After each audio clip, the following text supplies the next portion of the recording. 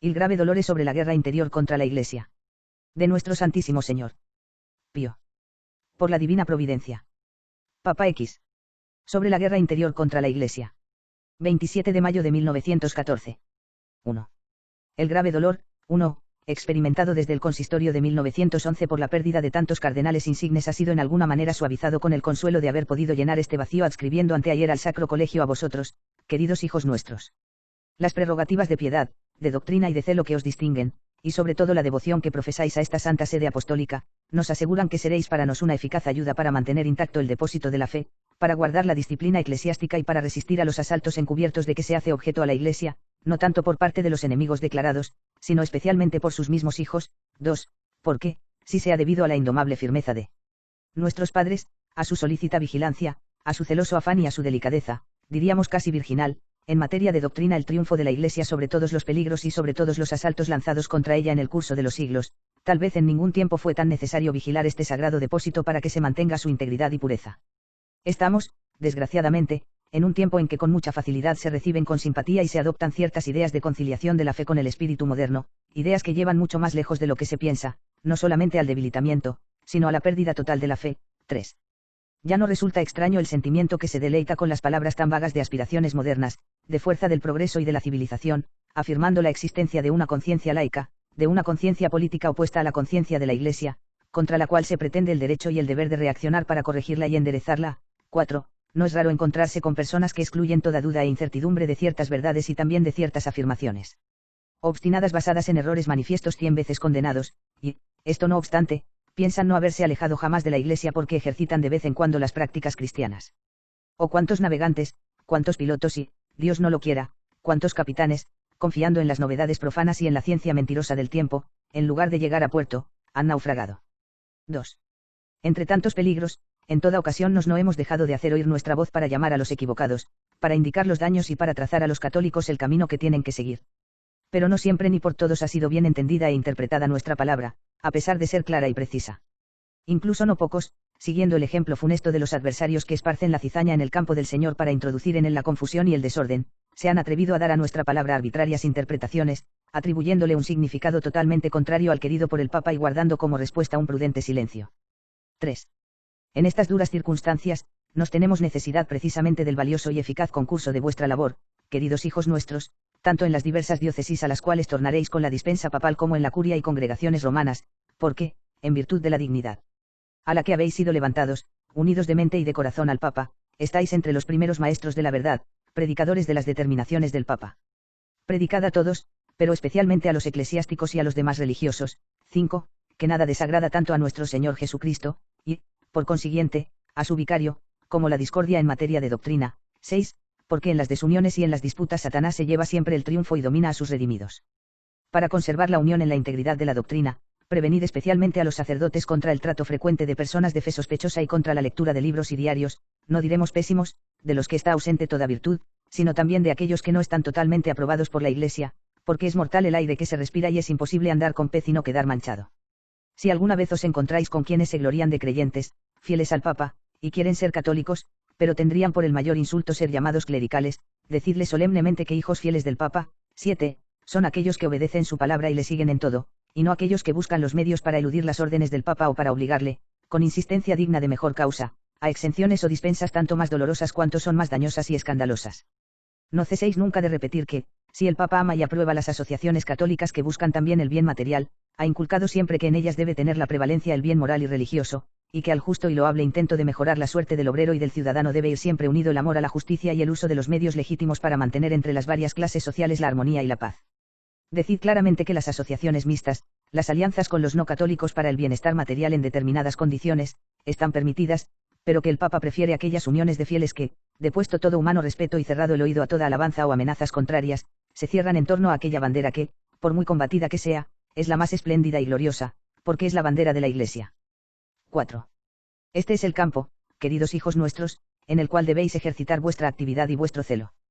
Pero, como nada vale nuestro trabajo si no es bendecido por el cielo, rogamos a nuestro Señor Jesucristo, que estrechó y selló con su sangre la fraternidad universal del género humano y reunió a todos aquellos que habían de creer en él como en una sola familia, que coordine para nuestro trabajo las inteligencias y las voluntades de todos con tal perfección de concordia, que todos los hijos de la Iglesia sean una sola cosa entre sí, como son una sola cosa él y el Padre. 5. Con esta confiada esperanza, os impartimos con efusión de corazón la bendición apostólica. Notas. 1. Pío X, alocución pronunciada ante el Sacro Colegio en el Consistorio Secreto de 27 de mayo de 1914, AS 6, 1914, 260 a 261. Texto original en italiano. 2. Sobre el modernismo, la gran herejía del siglo XX, véanse la alocución consistorial de 17 de abril de 1907 condenando el neoreformismo religioso, ASS 40, 1907, 266 a 269, el decreto Lamentabilis Sane, de 3 de julio de 1907, condenando 65 proposiciones modernistas, ASS 40, 1907, 469 a 478, la encíclica Pascendido Uminici, de 8 de septiembre de 1907, sobre el modernismo, ASS 40, 19.071 593 a 650, y la alocución consistorial de 16 de diciembre del mismo año sobre el peligro del modernismo y su raíz espiritual, ASS 41, 1908, 21 a 24. 3. En el sermón pronunciado el día 13 de diciembre de 1008 por San Pío con motivo la beatificación de Juana de Arco. Juan Eudes y otros mártires franceses, el Papa caracterizaba la época moderna como poca de incredulidad, indiferencia religiosa y debilidad de caracteres. La generación actual, dice el Papa, tiene todas las incertidumbres y vacilaciones del hombre que avanza a tientas porque ha despreciado la palabra de Dios, AS 1, 1909, 142 a 145. 4. Véanse las siguientes palabras de San Pío X, pronunciadas el día 10 de mayo de Tu, ante los representantes de la Federación de Universidades Católicas con motivo del II Congreso, celebrado en Roma. El criterio primero y mayor de la fe, la regla suprema e indestructible de la ortodoxia, es la obediencia al magisterio siempre viviente e infalible de la Iglesia, constituida por Cristo columna et firmamentum veritatis. La fe no entra por los ojos, sino por el oído, por el magisterio vivo de la Iglesia, sociedad visible, compuesta de maestros y discípulos, de gobernantes y súbditos, de pastores y ovejas. Por esto andan extraviados aquellos católicos que, para honrar la crítica histórica y filosófica y el espíritu de discusión que todo lo ha invadido, los ponen en primer lugar incluso en materia religiosa, insinuando la tesis de que con el estudio y con la investigación debemos formarnos una conciencia religiosa conforme a los tiempos, o, como ellos dicen, moderna. Y ahí sí hay, con un sistema sofístico y engañoso, falsean el concepto de la obediencia enseñado por la Iglesia, se arrogan el derecho de juzgar las determinaciones de la autoridad, incluso menospreciándolas, se atribuyen una misión que no tienen, para imponer reformas, limitan la obediencia a los actos externos, si no es que resisten y se rebelan contra la misma autoridad, contraponiendo el juicio falaz de cualquier persona sin autoridad ni competencia, o de la propia conciencia privada, engañada por vanas sutilezas, al juicio y al precepto de quien por divino mandato es legítimo juez, maestro y pastor, AS 1, 1909, 461 a 464. 5. Véase la encíclica Pieniele Animo, de 28 de julio de 1906, al episcopado italiano, acerca de necesidad de reprimir en el clero el espíritu de desobediencia e independencia, ASS 39, 1906, 321 a 330. 6. Sobre esta necesidad de la unidad véase el sermón pronunciado por San Pío X ante el episcopado francés en la audiencia de 20 de abril de 1909, AS 1, 1909, 41 1 a 412, y el sermón, ya citado, en la beatificación de Juana de Arco y otros mártires franceses, AS 1, 1909, 142 a 145. En este último sermón desarrolla el Papa el tema providencialista de la misión de los pueblos a la luz de la teología de la historia. Cada nación tiene en la historia una misión providencial. Misión a la que puede ser fiel o infiel, según que obedezca a los dictados de la fe y de la razón o sea parte de estos. Si lo primero, esa nación se hace grande. Si lo segundo, ese estado degenera. Los estados viven en la perpetua alternativa de ser grandes apoyados en Dios o ser miserables apoyados en sí mismos, desconectados de Dios. El futuro de Francia, termina el Papa, depende de la solución que dé el pueblo francés a esta alternativa. 7. Cuando se ama al Papa, no se entablan discusiones en torno a lo que él dispone o exige, o hasta dónde debe llegar la obediencia y en qué cosas se debe obedecer. Cuando se ama al Papa, no se dice que no ha hablado bastante claro, como si estuviera obligado a repetir al oído de cada uno la voluntad claramente expresada tantas veces, no solo de palabra, sino con cartas y otros documentos públicos, no se ponen en tela de juicio sus órdenes, aduciendo el fácil pretexto de quien no quiere obedecer.